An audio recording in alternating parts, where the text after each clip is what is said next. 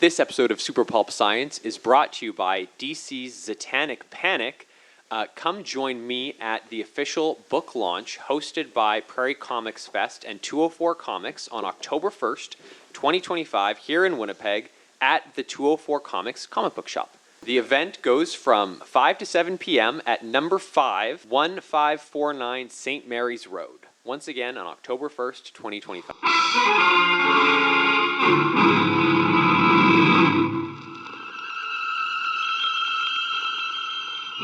Attention, citizens! It's time for Super Pulp Science! This is Super Pulp Science, where we talk about how genre gets made. What happened to 2 and 1? You don't say 2-1. You say 2 and 1? He did. Not. Well, I sort of did, yes. Dear listeners, we have a full house today. We have my long-suffering co-host, Justin Curry, known the world over as Chasing Artwork. We have publisher, writer, and poet laureate of Hell, Jonathan Ball, here on the podcast, and also producer extraordinaire, Dan Vadeboncoeur. All these different last names will all be jumbled in the AI-generated transcript of our show. Dan, how do we turn that? Not mine. I don't know. I don't know what you're talking about. All the Oh, you don't know that you're Dan Adabank? I don't know that. No. yeah, I don't know what you're talking about. Yeah. and I'm Jim J-I-M Bachuk. That's check. understandable. Yeah, it's cannot figure our names out. What is the AI reading? I don't understand why. So what happens is the Transcript. the transcript, it takes the audio file automatically now. These used to be Spotify is features that you paid for. Right. Now it's just built in, and Spotify in particular, but even the Apple Podcast has it now. The transcript of the show is just auto-generated, and you can read a podcast instead of listening to it. And so You could take that transcript and then have an AI voice read it to you. right.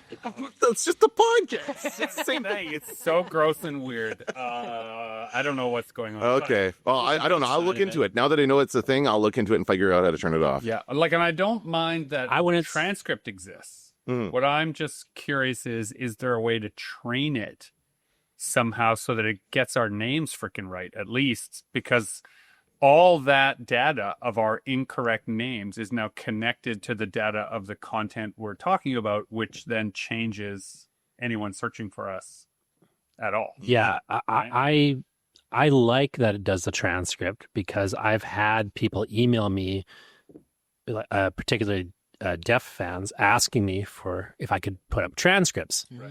And I've said, no, I can't afford to do that. But now it's doing it. But of course, as you say, there's problems with it.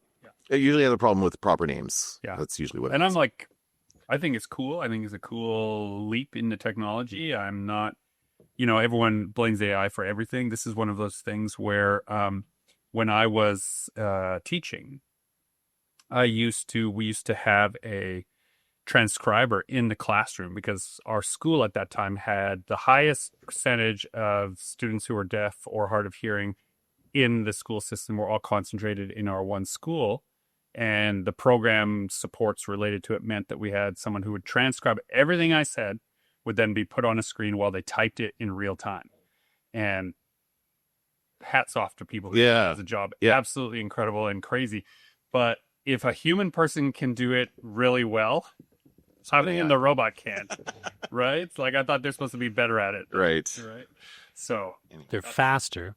yeah, much faster. The divisions that they put in the last episode that you put up, Dan, for my podcast, the AI divisions of the episode into parts and what the parts are about, it picked odd places to start and end, but it was really spot on about here's a good place to divide topic-wise. Here's a summary of the topic. Oh, like the chapters, it auto. Yeah, it was I didn't know it did really that. good. Does that with ours too? Spotify, at least. I don't know what. And I don't know. I didn't realize we were going to talk about this, but this now reminds me of a video you sent me from the airport. I guess we are just in the automatic age now. As the author of the automatic age, I have to say, dear listener, that I stayed after the Edmonton show, which we're going to talk about on this episode, in Edmonton for a few days. But the whole cadre was off to the airport, and I got a video from them saying, "Oh, the automatic age has already started." And there was a robot shooing Justin out of the way saying, "Excuse me, sir. Excuse me, sir,"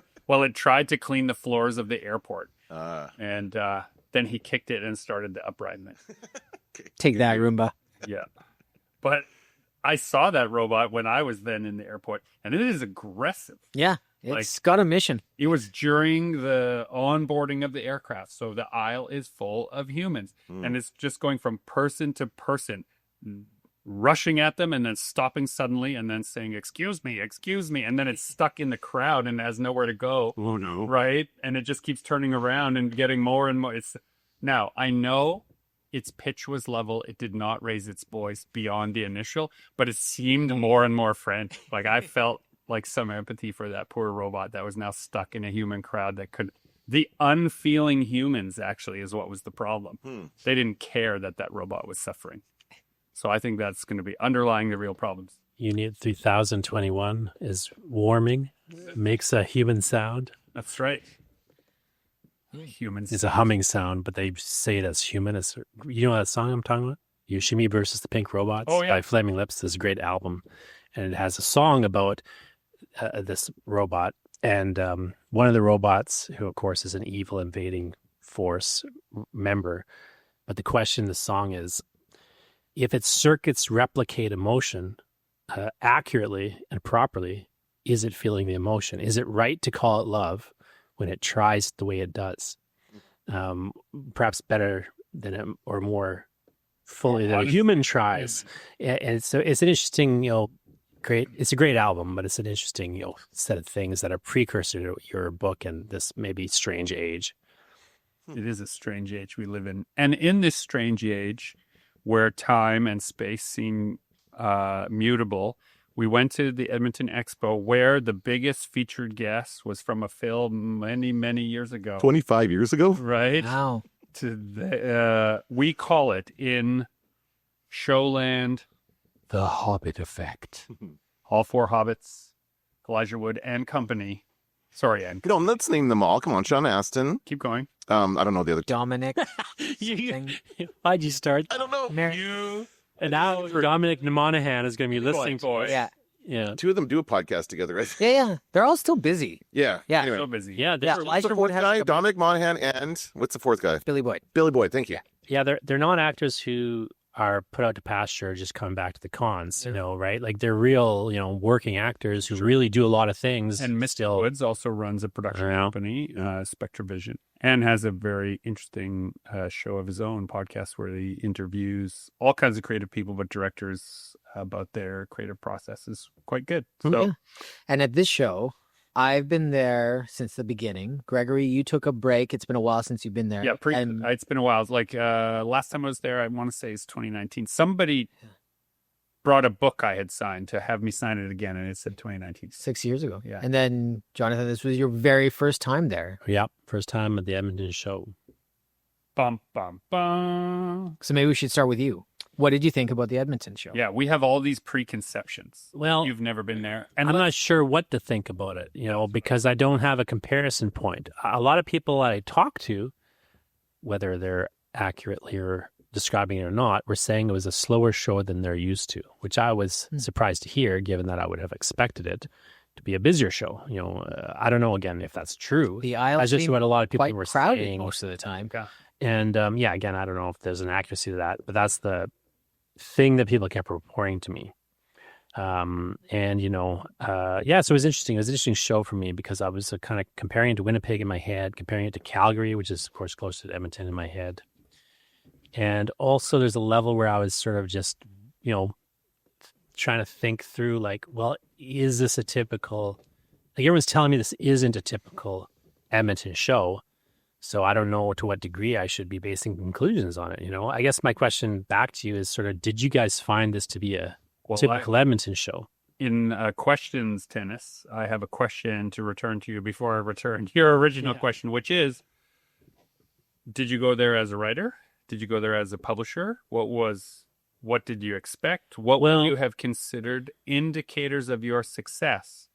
Because that is what makes it a good show. You do not go and listen to what other people say the show is. You have a set of criteria for yourself, and that's what you should be judging it on.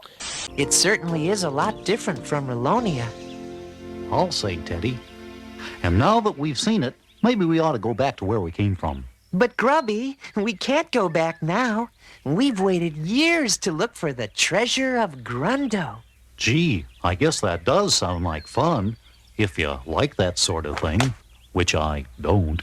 I went into that show not really having a real clear, like what I wanted to do was just do that show and set a benchmark for, how that show was for me. So you plan on doing it for a few years? I would, I'm sort of two minds right now about it, but right now I'm planning to do it again. I didn't rebook it immediately because I didn't necessarily.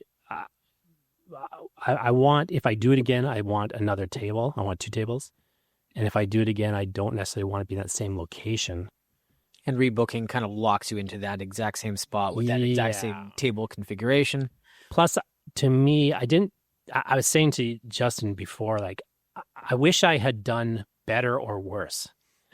Because then it would be a clear, like, yes, I should be doing the show all the time, or a clear, maybe I'm not ready for the show. But I was right in this middle position of making money, being profitable, but is it worth the time and energy? Would I be profitable if, we weren't all going? Right. And so I'm kind of in the position where whether it's worth it to come back on a certain level for me is questionable. Because it starts to get into if I just assume this is the benchmark, and I assume I could probably do around the same business and so on, which maybe isn't a fair assumption, but let's just say that's the benchmark in my assumption. Then you start to get into, well, are you going? Is Lyndon going? Is Justin's going to go? Of course. And dear listener, this is important because in a publishing capacity, Stranger Fiction has a number of products that are also duplicated at the show that we're also selling. So if someone has already bought it, and in a show like Edmonton, you can walk the whole artist alley without too much fuss or bother. I mean, it's busy and it's large, but you can see the whole thing. You can get the whole thing in a day, and so you'll definitely realize, I already bought that from that guy. And it's good and bad if that happens. It's like, so it's good because, so it's bad, of course, because, if I've got Last Breeze for sale, but you're also selling it. And Lyndon. Or Zach, who's like literally behind me, is selling the same thing. So if they make a sale, it's bad that I didn't make it business-wise, and they did. But it's good because they're going to send somebody to my table to get signed. Yeah. And then when they come to my table, I have a thing where I'll give them a discount on something here because they supported the book. So sort of as a, to kind of build on the success rather than feel like you're competing, is like, can you translate this person to being a customer here and reward them for doing it and so on. So there's a good and bad side to it. I'm not as concerned with the logistics of, am I making more sales than you or less sales or whatever on this particular item? Because I've got enough items that I don't really care on some level. But it does make it a little hard to predict what will sell at my table. But it's more of a cost splitting thing. Like if you and I are going to stay at, we were staying at a B&B together, the 5 of us in this case. So all of a sudden my B&B, my lodging costs are cut down to 20% of what it would be otherwise, right? And so that starts to factor into your profitability too and things like that. One trick that I do sometimes and sometimes I don't, I should be a little more on it, but we have Dire Beast together. All 3 of us are in Dire Beast. And so if Gregory makes that sale, he's sending people to my table for me to draw in the book, and that gets their eyes on my work. I'm very polite about that. Justin, on the other hand, is less polite. I feel like it goes both ways. I don't think usually it's quite. I don't think it's polite one way and snide the other. Current, dear listener. Which people love. We had one customer go back and forth probably 4 times of us one-upping each other's drawings. They came to my booth and showed me and told me about this too, because they were they were really excited. Yeah, they loved it. But sometimes, if it's a bit of a slower lull and I get handed one of those books that I didn't sell but now I'm drawing in, I will make a point to do a longer drawing and hand them my thumbnail menu of here, I'll draw on this, you take a look while I'm working. Right. Let's trade attention. I'm doing something for you, do something for me. And it's not a pressured sales thing. No. It's just if they like it, then they might want some more. Yeah, so it's good. I mean, ultimately, I think the fact that we have all this stuff in common is a good thing. and being at a show with another person who has that thing in common is good. I've not seen it really hurt me, I don't think. 3 different times, this is something I just want to discuss. I don't have a point about this, but 3 different times on the show, a version of someone bringing a book, either Last Breeds or Dire Beasts or Dragon Nanny to me to design. I got feedback which was, so you guys all work together? All these people are all like together? I heard that too. And it was basically like, I wish I had a team to work with and I'm only now realizing, I mean, I've said it here on the show before, and I've said it to you guys in person, like how much I value that level of camaraderie that we have managed to foster. And our palette, Justin, said, as you guys were like, tally ho at the end of the show off, he said to me, there aren't too many groups like your group at these shows. And I said, what do you mean by that? He's like, well, you're looking out for each other and having a good time, as if that these 2 things are not often together in what he sees. So I guess this is my tangible way of saying thanks, guys. Yeah, You're welcome. We're pretty great. but if you want to go back to the goals, like what's my goal going in? So on one hand, I just had the goal of going there, testing, like, can I go to the show? Can I set up? Have I brought the right things? Do I have a system that allows me to do a show like this without leaning on you or someone else in a fundamental way? And then give shape to form. Yeah, and then like, do I have it together?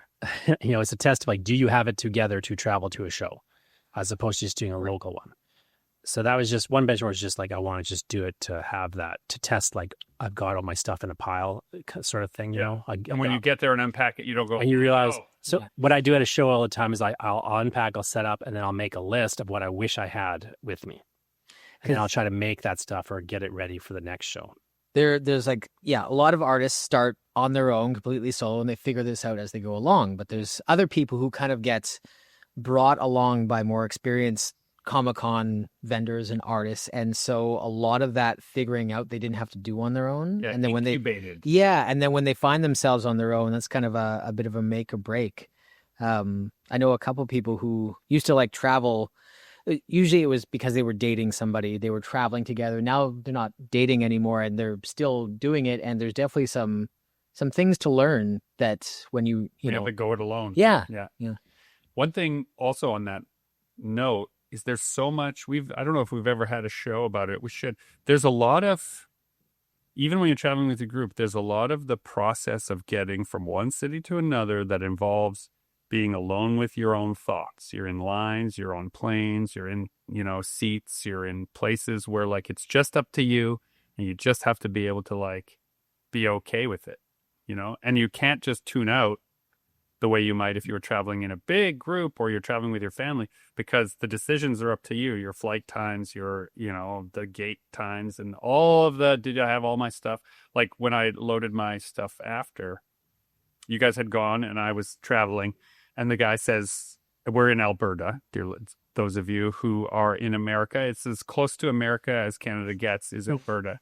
And so the question that I've never been asked in any Canadian airport is, as I was dropping my luggage off for my oversized luggage, are there any rifle components, handgun components, or firearm, or like, and he had a whole list. Usually just, do you have firearms? Right? No, they had a whole list of like pieces, like things that could be assembled.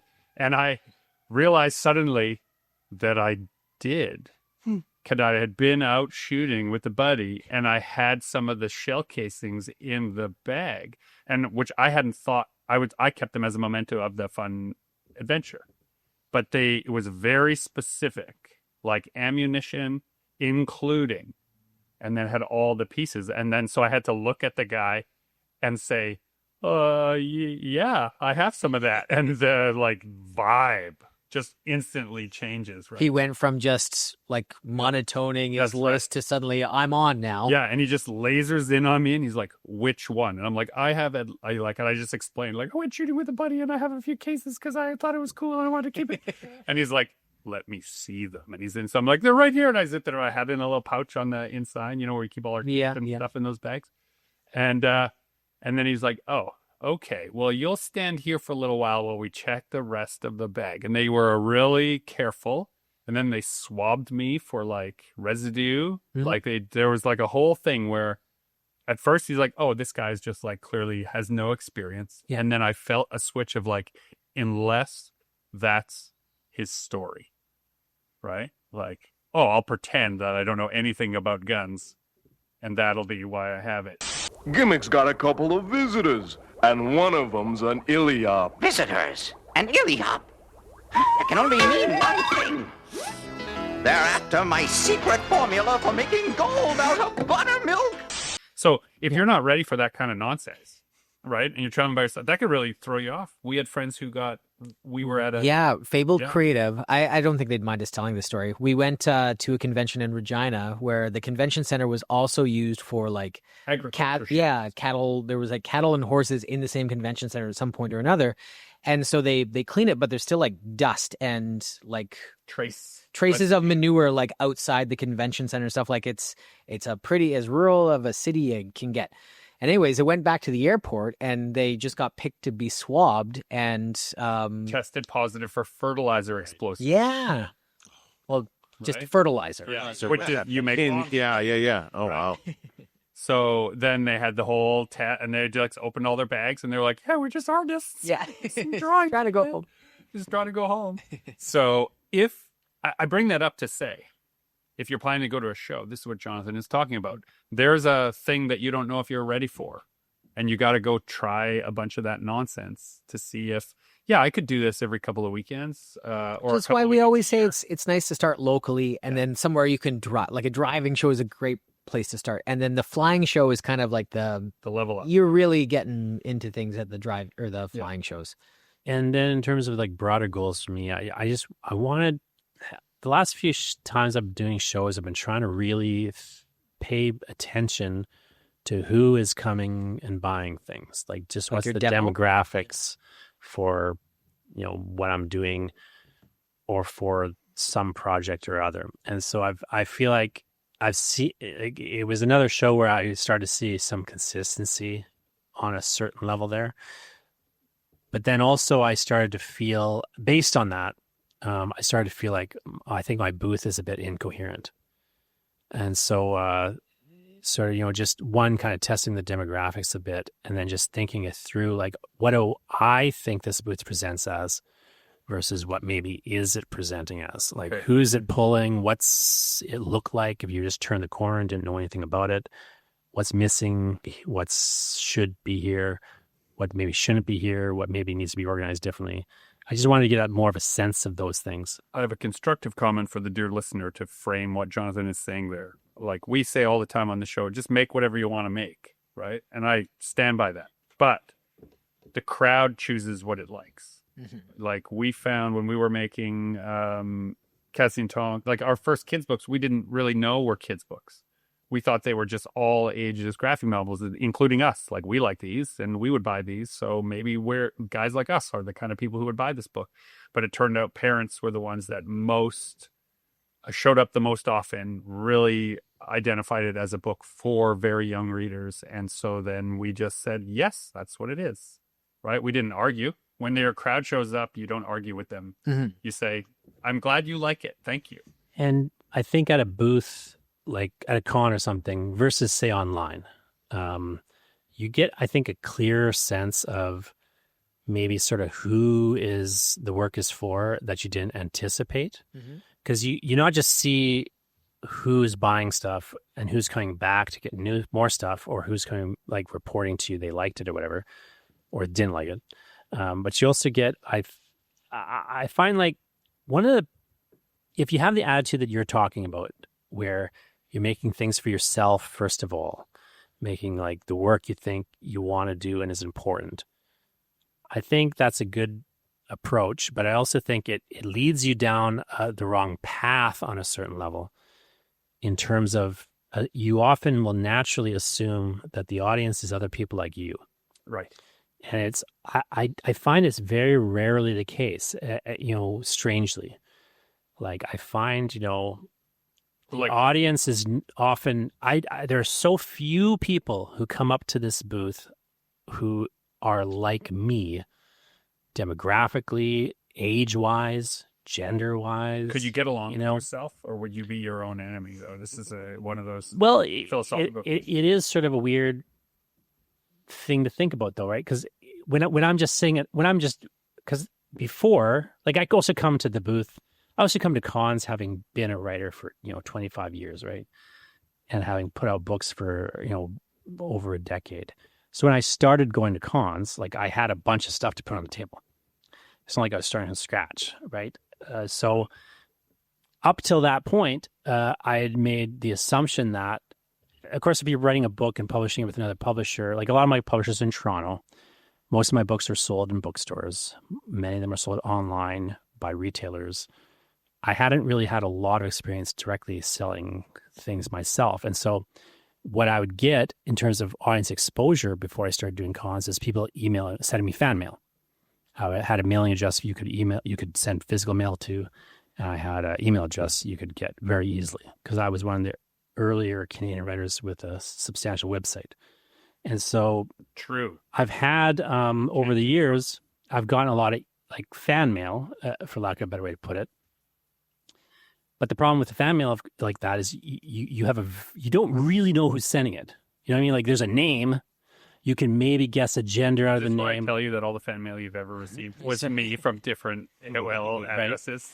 But like sometimes you recognize the name because it's like a public figure or something. But for the most part, you're just making guesses about things like ages, and so on. Whereas at a con, the person's coming there and they're standing in front of you. So you get a clearer and cleaner sense of it. Well, I'll make an observation here that being Jonathan Ball is the core feature of your personality because that's who you are. And the piece that's like you, the Jonathan Ball in others, is just one facet of their personality. So you're never going to see right yourself in that person that comes up. But what you do get is something, and I was never a psychologist, but I played one in high school. You get something that is referred to as the idiosyncratic social group. And they're defined by a lot of things, but they're defined by identifying icons. So the easiest one if I say goth, you know what the identifying icons of a goth person are, right? And that identifies their idiosyncratic social group. It's almost like a nation's flag. These are things I'm into. You have some suggestion where you might know what music they listen to, what movies they might find attractive, what elements of the demographics that fall into. This isn't by no means a perfect science because people can wear whatever they want for whatever reason they want. But those identifying things do start to show up in fans of my work where I can tell if a person's coming sometimes, not all the time, based on the style they're wearing, whether they're here for my horror books, whether they're here for my action adventure stuff, whether they're here for my graphic novels. You start to get an eye for it after 10 years of like who's lining up for what. And you can extrapolate. So this is all just to say that's the danger. I think, yes, you can recognize somebody coming through the crowd like, oh, that person and I are going to get along. They are going to like what I do. But if you try to then take that and go take action. Yeah, take action, like do something actionable based on that. I think you can do something actionable. 99% of the time, it is not going to be as strong as just you doing your thing. Like every time I try to placate to the crowd and do what I think people want, you should never do that. But where it is useful is marketing. Where it is useful is taking the thing you created on your idiosyncratic social group desire to make things. You made it without compromising how you wanted it. Mm-hmm. Now, what you have is an insight into how you can actually get it out to people who would care about it. Because you probably, what I've been realizing is I made the mistake in the past of thinking guys like me are the one who want to read this book. Right. It's not. Yeah. And so I've been marketing it to the wrong people, fundamentally. It wouldn't change anything I do. Been in that crowd and seen the people. Yeah. Right. It doesn't change what you do. I think you're right. The wrong thing to do is think, I got to make stuff for these people. No. Yeah. You keep making the stuff for yourself and whatever. But it changes your sense of like, well, where should I go with this stuff? You're writing for the little Jonathan in all of us. So a simple question I have now that I've been to a few shows and so on is I wonder if these shows are too mainstream for me. Mm-hmm. I wonder if I'd be better off at a smaller show that's more niched. Tattoo I don't know show yet. Or a horror convention. Right. Yeah. And it's not that you have to do one or the other. You can do both. But You I'm can just, do all of them, in yeah. terms of thinking like, where do you put your time and money? Yeah. Maybe I should experiment more in that direction. Rather than a bigger show, maybe I should be looking for smaller shows. Yeah. Come on, Grubby. Teddy, my feet are getting sore. I must have stepped on every rock between Rolonia and here. You didn't tell me adventure seeking would be this hard on my feet. Yes, Grubby. You do have a lot of feet to worry about. This is just a thought experiment now, right? Having never done what I'm describing myself. But you could plan later in the year to be at the big Toronto Expo. You could go earlier in the year to a horror convention or a writer's retreat. And at that writer's conference, you could give away 100 copies of your novel, right? Right. So that there are people reading it and passing it around and reviewing it, so that when you show up in the city with a bigger force, a bigger plan, and you've told everyone at the one event, I'll be at this other one if you have questions or follow-up or media things. So you could prime those things. There's different expectations too. Like for TCAF, for example, Absolutely. people are kind of like looking for strange things, interested. Like that's a good show to like maybe give away those samples or do something a little bit more like just Something getting no your one's name ever out seen there. before, that's the place to give it But up. the Toronto Fan Expo, it's kind of the more expectation is you are going there to purchase your favorite artist's art, Yes. right? Like it's kind of there's the two different vibes. Or if you're like me, if you have I have, I think, a different problem than a lot of people who are newish to shows have, because a lot of people who are newer to shows, their problem is that they don't have a lot of products. Right. But I kind of started out with too many products, and now I got more, and there's more and more and more. Do you know what I mean? Like I very quickly hit a point. My where it looks- lobster is too buttery. My steak is too juicy. but it's incoherent. It's confusing. You come up, so I don't know what to bring sometimes, or I don't know quantities. And then this person coming up, I need to, so you wonder like, should I splinter this a bit? Should I have one booth I sort of take to a smaller horror con and another booth I take to more mainstream, larger expo con? I don't know the answer to this question. And I These don't are think things that you help you shouldn't figure out. have like one answer or the other. I think that should No. always be kind of a yeah. Flux. Yeah. I will say this though, locally we have a number of comics focused, back issue focused, smaller one-day shows. To those, I always pack more heavily and bring more heavily my single issue experimental comics, because that crew is looking for a comic, a physical, 6.65 by 10.25, 22 to 32 pages. That's what they're after. So when I bring my other stuff, it doesn't do as well there. Yeah. It does fine, but they're there for a specific thing, and they're happy to try that. So there is a way where you can turn the knob for, but I'm making it anyway. So I just bring more of what I'm already doing. And also, I just had a real simple goal of I want to start selling art prints, and I sold one art print, which Yay. satisfies my goal. The frustrating thing is too there is no right answer. Like what Right. worked Yeah. this year will not work next year. I've had a lot of people come up, Oh, that's and interesting. it's not like they're mining me for information like there are other artists asking like, what's selling. It's like Although sometimes sometimes it happens, but like it was a lot of attendees just like so like just curious like what's your best seller? Yeah. And I go into my spiel of like, well, it's different than this weekend than it was in Ottawa 2 weeks ago, and different than it was in Toronto 4 weeks before that. And this show, the crowd is after different stuff than they were last year. So if I took if I took down data on everything that was selling at a show and tried to use that to prepare for the next year, it wouldn't work. mess you up. Yeah. So how do you deal with that?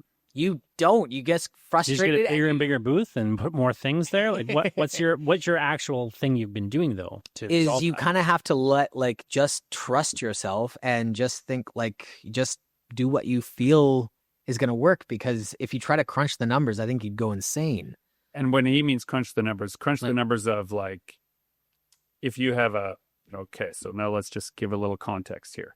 In the last 10 years, there might be 200 pieces. And so then you narrow that down to 25 pieces. And then if you've also made 5 books, you're like, what you're describing is a person that's different than a person starting out. You have momentum and you have margins that allow you to experiment. But if you were just a little bit fresher, what is some actionable, useful advice? Not a direction, not like do this and you'll succeed, but like a way to think about it to help. Because you use the phrase not Can I just throw a manga. case study at you Yeah, along these lines? So if I was an artist like you guys are, and I was coming to a show, like the Edmonton show, where the 4 Hobbits are going to be there, I would think, oh, I should make some Hobbit, Don't do it. some Lord of the Rings pieces. No. Bring them. Are you a fan of That'll Lord be of the my Rings? big. Let's assume I am a fan. Okay. And I have a legitimate reason to make it artistically or whatever. Is that a sensible thing? Did you find you were selling your Lord of the Rings pieces more than others So, as the Hobbits were there? well, there's something I wanted to talk about too. Last year I was working on a big isometric Lord of the Rings piece that like took 4 months to make. It had like the entire journey from the Shire to Barad-dûr, and I was telling everybody about this in Edmonton last year that was like interested in my Lord of the Rings pieces that I had already. I was like, this big one that I'm working on next. And I'm there gonna be was- ready for next year. There was Which you finished and had. there was no Hobbit announcement last I had year. no idea the Hobbits were going to This be is there. important. This Yeah. is just by chance. Yeah, Things- I did this because I love Lord of the Rings, and I've done art for it in the past, but it's been years since I did anything new, and so this was kind of my new Lord of the Rings piece, and I was really excited about it. And I was super shocked at the amount of people who came back specifically because of that conversation, because I told them about like what I was working on next and what I was excited about, and they were excited about it too. But yeah, so I had a new Lord of the Rings piece, and it did very well. It was but I think it would have done better because what was happening at the show actually was people who were getting things signed by the Lord of the Rings guests, they had some constraints on what they were allowed to bring to get them signed. So I had a lot of people coming to my booth. I have 5 Lord of the Rings posters at this point, and lots of humming and hawing. But the thing at the end was like, well, I can't get them to sign it because you can only bring an 8x10 something for them to sign. So basically a DVD case or the pictures that they have for sale there. And I Some think, small item. yeah, Would you have made 8x10 prints of it if you known that? No. that's because I immediately, my hackles went up at like make another size of print to have at your table. But also, Yes. okay, here's the other thing. You hear this. This is tried and true wisdom from the book publishing industry. If you are writing now for a trend, it is already too late. The Sure. target that establishes that the trend is there will have moved on by the time you're ready. And if you're chasing, your piece had better be better and have more to say or be somehow innovative than every other of the 100 people who are there making a specific Lord of the Rings piece for that show. Are you better than the 100 people who made theirs? If you think so, then I guess make one. In this precise instance, though, I agree with everything you're saying. But in this precise instance, Can we get that as a sound clip? in this precise instance, let me point out, number one, Justin is better than all those people. Thanks. Number two, the train hasn't left the station. The hobbits are right there. And so the assumption... 25 years old, these movies, yeah. No, you couldn't put it necessarily, but you could technically, I guess. But like the assumption is that I would make, not knowing better, and maybe it's a good assumption, maybe it's not, is I would assume you were selling more Lord of the Rings than anything else. Is that true or not true? I think my tall neck from Horizon Zero Dawn, which came out in 2010. Something like that, yeah. Yeah, or Kingdom Hearts, which came out in 2003. That's a classic. That one always does well, though. Eh? Dude, and like That's a great example of what you're talking about, like not being able to predict it. Like, Yeah. you would think it would have to be the my Hobbits. highest seller are like 20-year-old properties. So like everybody right now, K-pop Demon Hunters is the thing that every single artist is jumping on and doing pieces for. And if that that movie, if it actually has staying power, you don't need to jump on that train as quick as possible. Right. And I'll just speak to this. So my portfolio, I had less than 10% of my portfolio at the show had any fan art at all.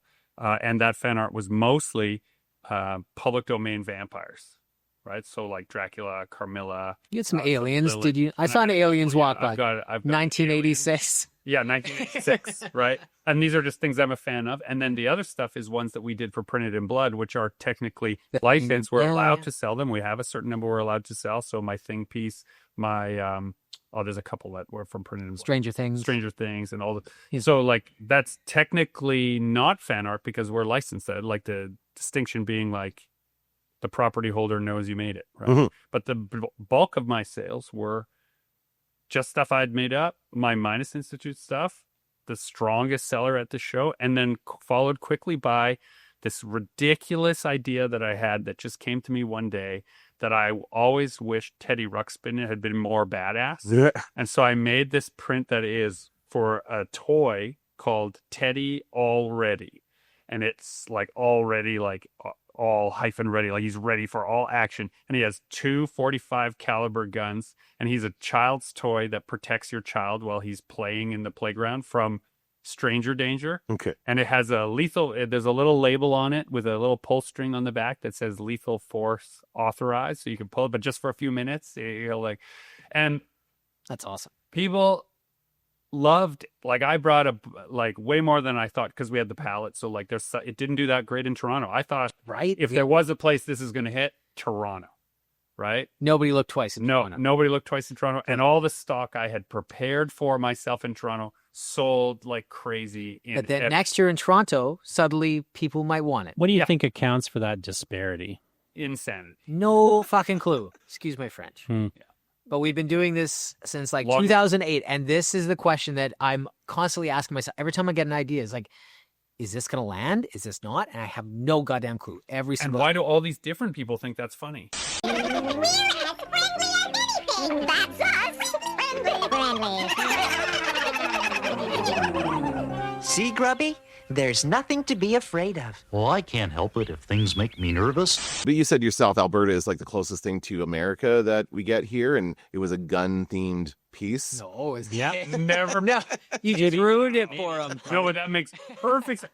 That makes perfect sense. That actually explains a bunch of the I interaction. don't know. I lived in Alberta for a while. They like their guns over there. They do like guns. I'll say this. Okay, quick pivot, because I made a comment about having ammunition in my luggage. I have a buddy who is an avid hunter, outdoorsman, is a conservation officer. He's the guy for much of his life. He was the guy that if you had to tag a specific caribou in a herd, he's the guy hanging out of the helicopter, shooting that caribou to tranquilize it. And that, like, so we went out to sight his rifles. I didn't want to shoot at anything alive, but he's like, oh, cool. It's the new season's coming up. Let's go sight the rifles. And that's why I was shooting guns in Alberta, right? It wasn't your... What were you shooting at? Targets. Okay. We were just doing target shooting. Actually, I probably shouldn't say Human exactly targets. what we're shooting at, but let's just say that he has a specific... So a year ago or two, there was an election in Alberta. And so a bunch of election signs, it's like pretty common for people to do target shooting at election signs. Because they have to throw those away. Might as well use them. Because also they perforate nicely and all. In Canada, you have there to was throw a them few away. of those, yeah. Oh, is that right? Yeah. In my Those mind, dates. it was a little girl holding a bunch of physics books from Men in Black. Oh my God, no. No, we just had like targets on it. And I get it. Gun nuts out there, I understand you a little bit more now. Not for the frenetic, like pow pow, but sighting a rifle is, you could become addicted to the precision. You know, like a little degree here, a few degree, you know, if wind at a certain level, the elevation, you're doing all the calculations so that your rifle sights across the arc of the drop of the bullet. As soon as you shoot the bullet, it's already fallen, right? And so you have to plan for that arc. And all of those arcs at 25 yards, at 50, at 100, at 200 meters, I guess, changes. And so you sight all the right. And so it was actually, I found myself quite good at it.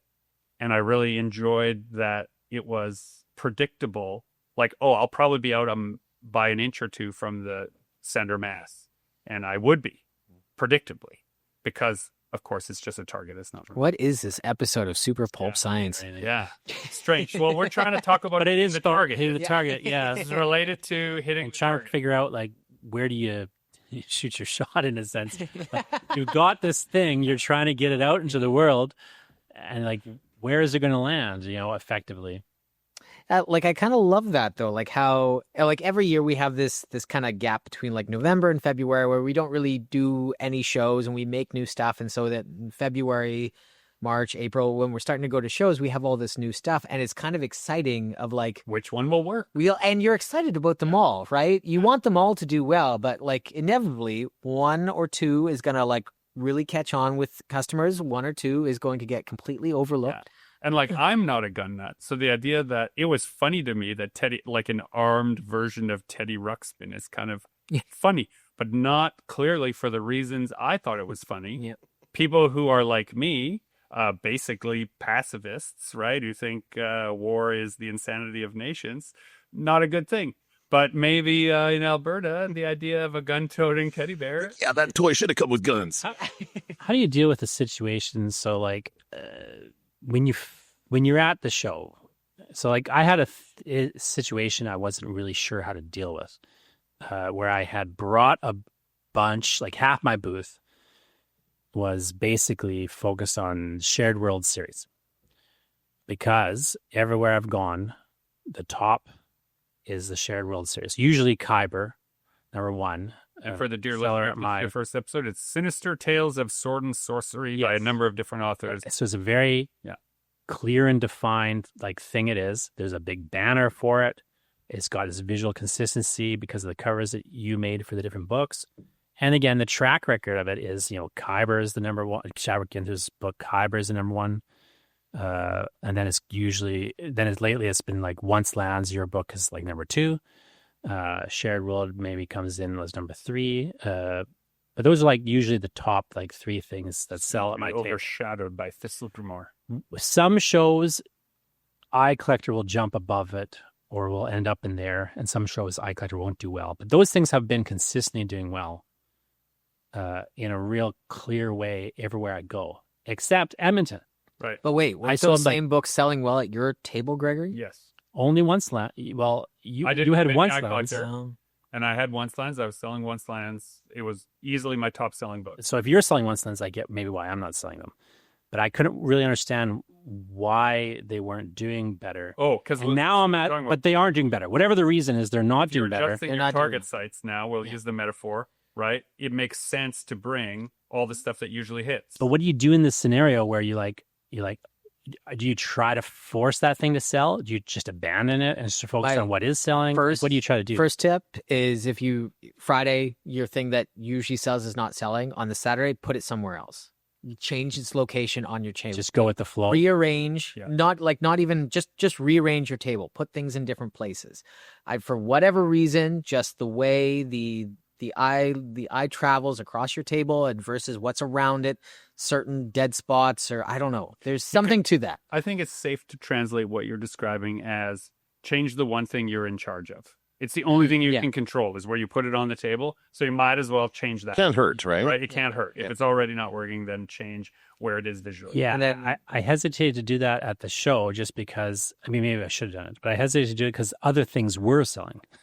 So I was like, I wasn't sure, but that would make sense though. Maybe there's just something you've done in that scenario where it's just causing it to not sell. There's so many times where, I'll change up display and something that I didn't sell like any of the day before, suddenly I'm selling dozens of those. It's weird, right? The variables are so different, like who came, people who were on the Friday show. It's a lot of people who can only come after work for that Friday and their weekend is full. Or maybe on the Friday they were just window shopping. They weren't going to buy anything. So all the people who come on Saturday to buy that thing had actually decided on the Friday to buy it already, but then they don't actually pull the trigger on it until Sunday. Right.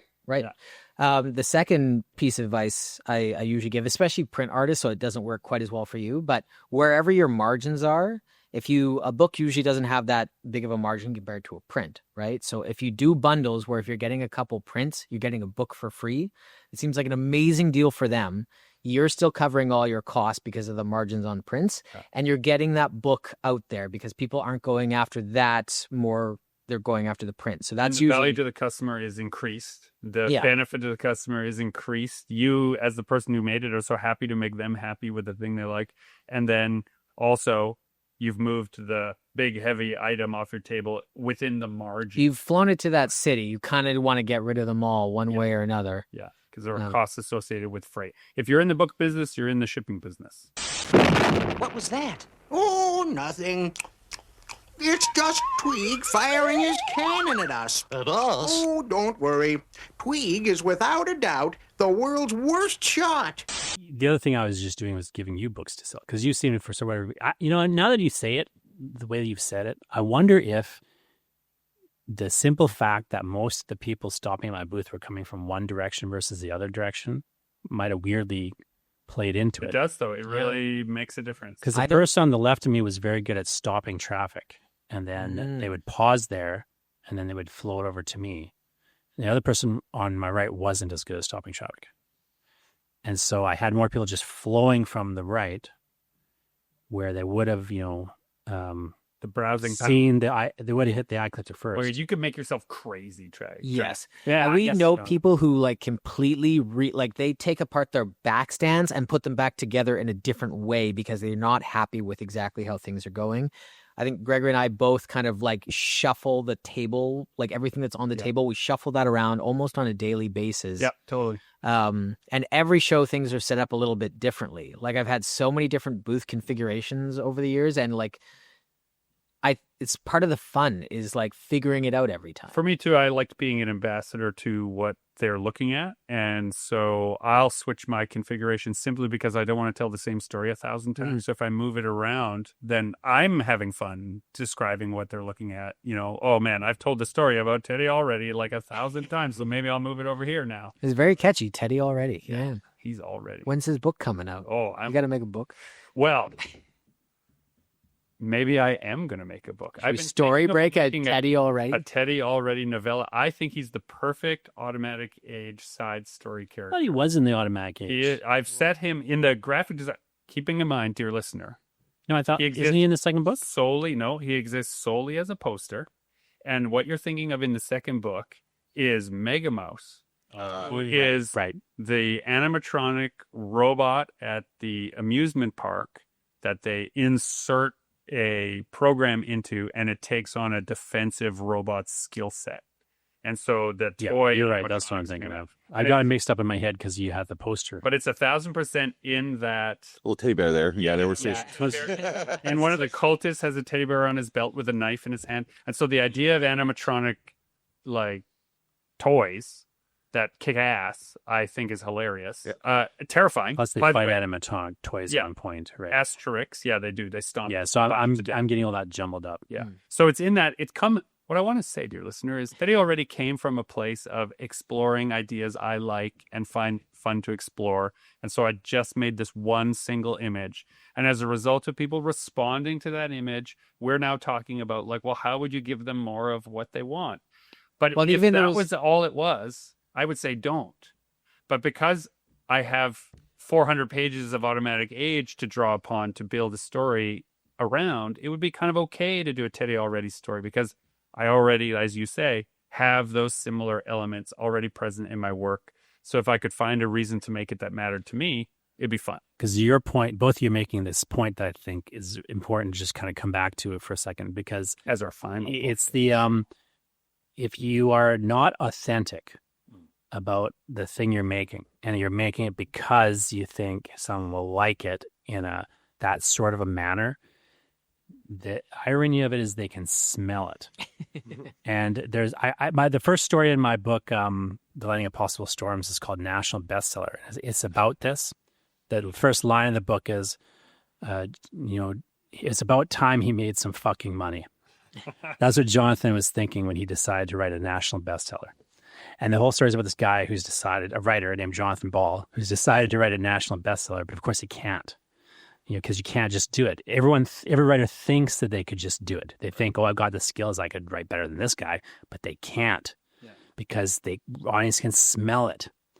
And the irony in the story, he's specifically deriding Dan Brown as a writer, thinking Dan Brown's not a great writer. I'm a great writer. But the difference that he doesn't come to realize this, but the reader comes to realize this, is the difference is whatever you think of a guy like Brown or that kind of a mainstream writer who isn't, demonstrably and objectively a good writer in a stylistic sense and so on. The fact is, whether you like them or don't like them or think they're good or don't think they're good, they're authentic about what they're doing. Mm-hmm. They believe in their books. You might not believe in it, but they believe in it. And so it can come across, the second you don't believe in what you're doing, everyone can smell it. Okay. So if we swing this back around to the notion or metaphor of trying to hit the target, then you kept saying they can smell it, right? This is why you have to stand in a certain place when you're Desperate hunting. guys don't get dates, right? It's But it's also that same thing. animals can smell you coming. You got to stand in a place, right, where they can't smell you coming. And also what you're describing, if a person is just following trends, that's the windsock. That has nothing to do with hitting the target. It just tells you which way the wind is blowing. So if you're chasing the trend, all you're doing is saying, people like this, but that's not authentic. Or how many shots did you have to shoot at that target before you got a bullseye? And then how many times did it take to like reproduce that bullseye, right? Like it's not, you can't just think about it and have the one idea and expect it to land and manufacture success. Right, Like the it wind takes shifts. attempts and attempts and more attempts. And, people who actually know about firearms can correct me on this, but between 3 and 5 shots have to hit in the exact same grouping before you know it's sighted in, even partially. Like you have to be able to consistently do it. So to believe that one hit the bullseye and like, oh my God, I've made it. I'm done. False. Which, right? Of course, people believe. Yeah. And they get, what I like to say, caught up in other things. Like this happens all the time with famous writers who have one hit and then they start telling you about everything they think about the world because they're right. Oh, it's about time about everything, right? Yes. So be careful of hitting the bullseye on the first go around, I suppose. You have to learn from your mistakes. Best part, worst part? My best part was we got to watch Tucker and Dale versus Evil as a big group of guys in an Airbnb. That was great. We don't always get to stay in this big of a group and hang out after shows and do something that. How did you decide on that movie? I resisted it. I thought Some of us had seen it. Most of us hadn't. So it was just a highly recommended. Wrong. Yeah. I was wrong to have resisted it for so long. Okay. My best part was seeing Claire Marshall. I hadn't seen her for a while, or at least gotten to talk to her much last time I saw her. But we got, me and Justin and her and Justin's, what's the guy's name again? Brody. My child labor force. Brody. So we all had supper together, which is really nice. That was probably my best part, was, getting to see Claire at supper and so on. My worst part was I poured an entire coffee on my portfolio. Oh no! But because the portfolio is wrapped in plastic, nothing got hurt. But I took an entire hoodie and sopped up like half a, because there was nothing else to get in time. Yeah. Rips off his hoodie and then It was exactly that. Yeah, exactly that. I ripped off the hoodie I was wearing and like soaked up and in like half an extra large coffee. My worst part was Justin nicely lent me this hockey bag and I packed it in the worst possible way. So like it had wheels and the wheels wouldn't work anymore because of how I had packed it. And it was just until I got that thing like where it didn't have to move anymore, it was a nightmare. Happy to help. My best part and worst part have nothing to do with the show whatsoever. I connected with a longtime friend. We went out and did some good things. Oh, the worst part, I have a worst part related to that. Alberta, the world's largest kubasa. I have something to say about it. We went just by chance. We passed by the site of the world's largest garlic sausage. Okay? And it was right beside, I think, a Ukrainian Orthodox church. And this may have something to do with it. There's on the side, it looks like a kubasa, rounded, a little link of sausage, 2 links touching at the top. But from the angle you're intended to view it from, because of the giant heart-shaped plaque that you can see what it is, it looks, and as a result of the top of the bulges of the heart shape and the kubasa thrusting out from between it, it is the rudest sculpture of a giant anything. And Manitoba's famous for giant walleyes and like turkeys. I have never seen one that I believed was trolling the entire population more than that kubasa, which looks exactly like a phallus. Wow. That's all I have to say. And on that note, this has been Super Bulb Science, where we've talked about how a genre gets made and gets brought to you to the Edmonton Expo. As a Canadian, I think you should register your firearm with the legal authority. Join the fight and make comics.